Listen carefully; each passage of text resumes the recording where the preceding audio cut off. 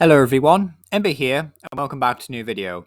Now in this one, I'm going to be taking a look at a Haymaker challenge. So originally this was supposed to be for Standard actually, but Haymaker would not win a game in Standard. In fact, it never came close to winning a game in Standard. It was a bit pathetic really. But I did decide to try Haymaker again though, with the Silver Series. And I figured this would be the best time probably, because, won't be able to do this in GLC. So I figured this would actually be the best chance we get at trying to make this work.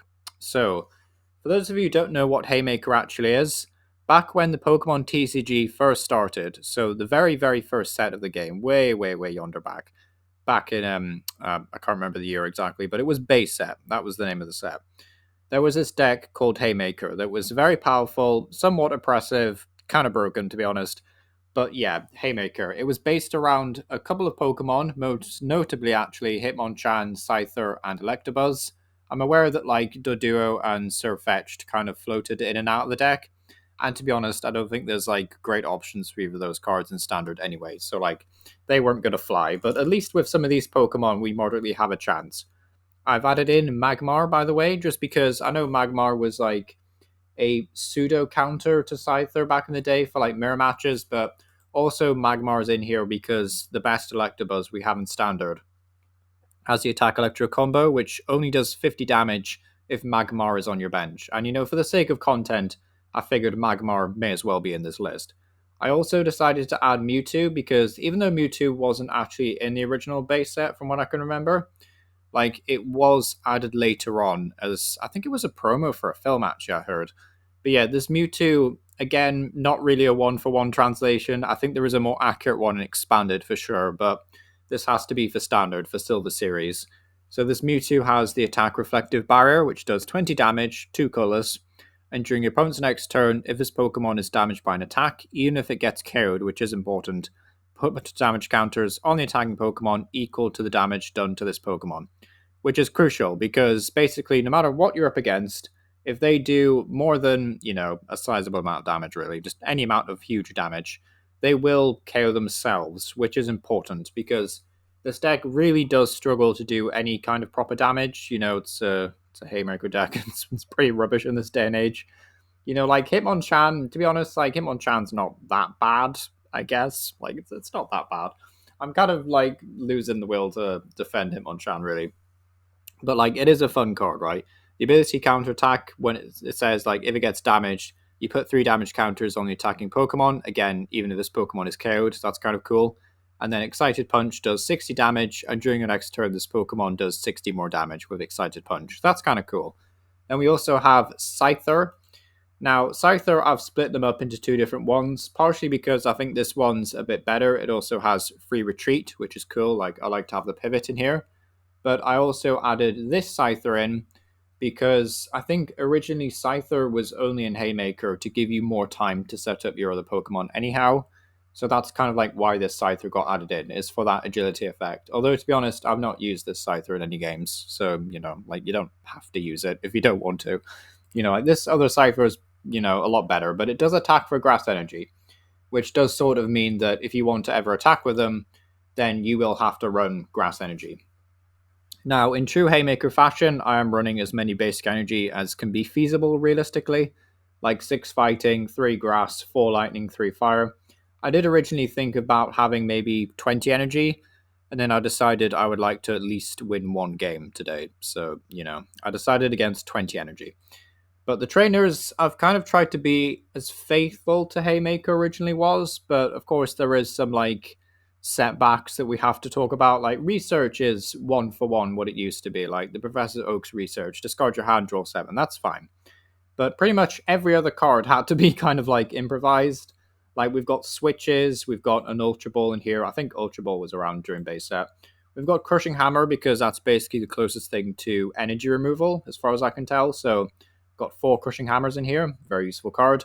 I've also got a Max Rod in here just because it's like vaguely similar to Pokemon and Energy Recovery back in the day, like vaguely similar. It's not 1-for-1 or anything, but it is some Pokemon Recovery, and it's also, I think, the most accurate A spec we could have aside from like computer search. And again, this isn't expanded. This does have to technically be the standard card pool, even if it is for the Silver Series. So Something to bear in mind. Also got 4 boss's orders, aka Gust of Wind. Now, I know this could have been like the boss from Gen 1, who would have been Giovanni. So you probably could like swap out Getus for Giovanni if you want to be more faithful.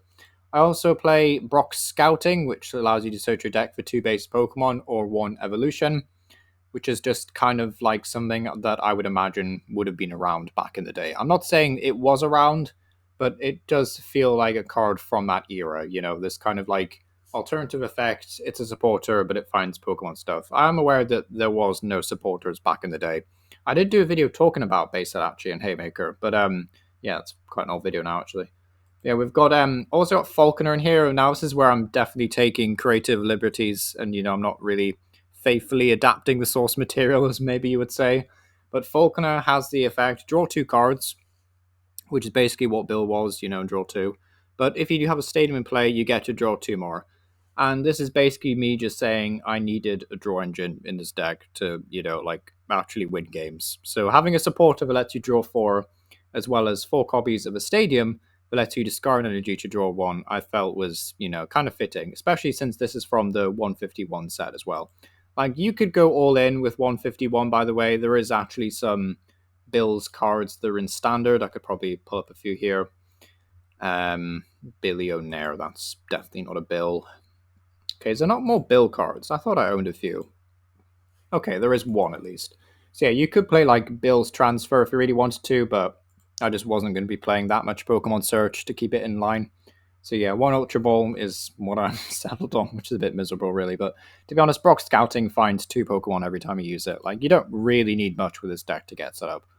But yeah, that's Haymaker in a nutshell. Hopefully you feel inspired to give it a go. Wouldn't recommend it, but you know, it's here as a challenge if you really want it.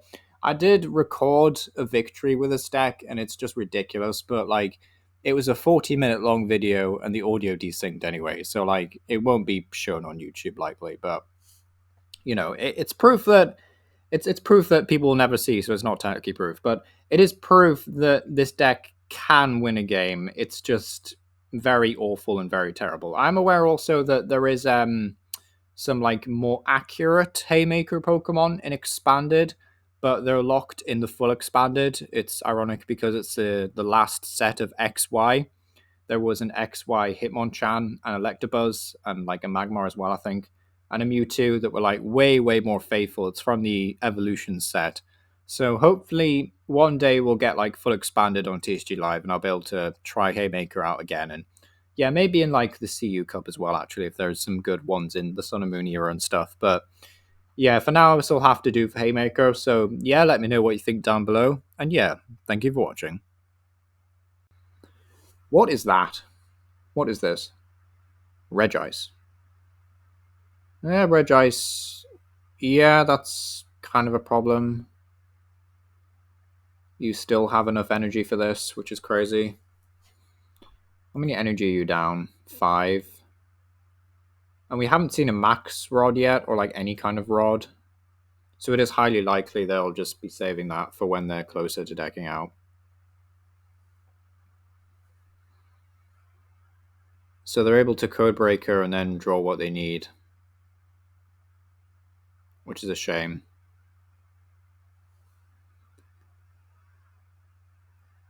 But they can't get Countercatcher, at least. Yeah, it was just that spike energy really stuffed us over earlier. That was really annoying. Yeah, so this is bad. Promote you. Then we Reflective Barrier, but like, yeah, I don't think this is going to end well for us, sadly. Put Fighting Energy on Mewtwo.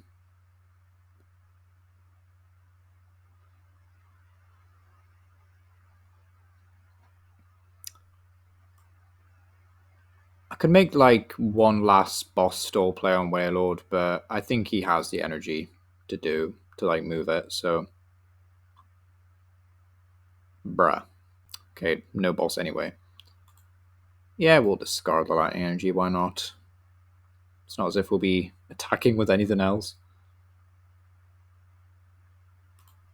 Discard the lightning.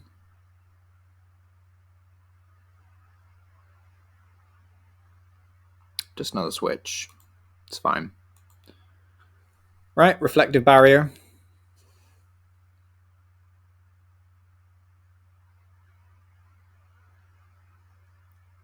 So then they Hydro Splash us. We survive. They survive, which is annoying. They retreat. Never mind.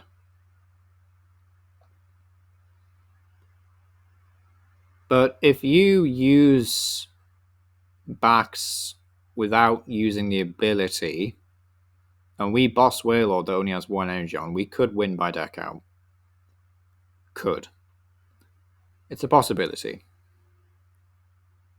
It is a possibility. We just have to hope they don't have Switch, Boss, Superior Energy Retrieval, Super Rod of any kind. like there's so many things that they could have.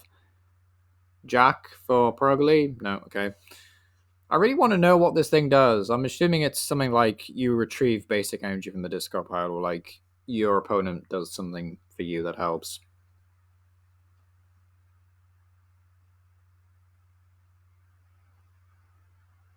Can they never deck out if they have Quaxalava, actually? That's another thing. Because we might just be dragging this game on forever, and there's no point. That is a Buster Tail, though.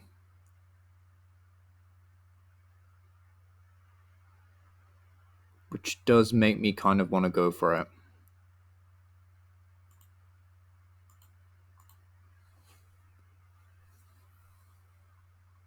An energy. I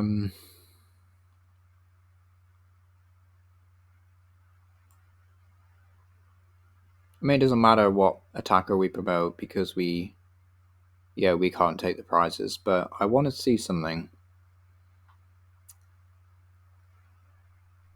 Can we boss stall a Wailord? Is the next question. I mean, if it goes to time, he just wins anyway, right? By default. I think that's how this works anyway.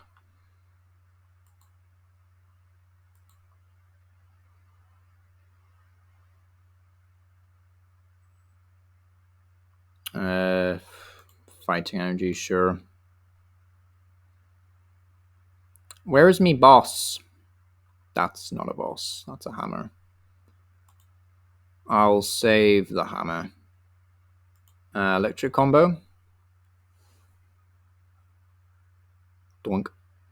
50. Only 50. It's a bit measly.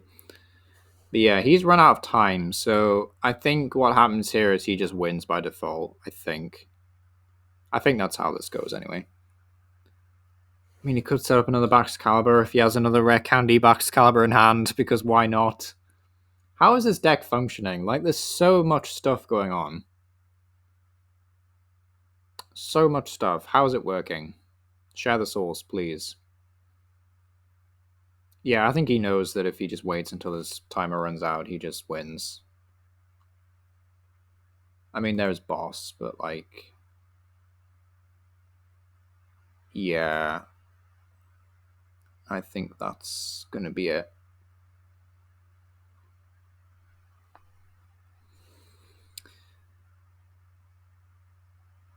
Yeah, that's fine.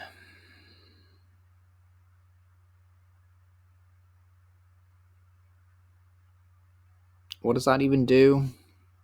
Who knows?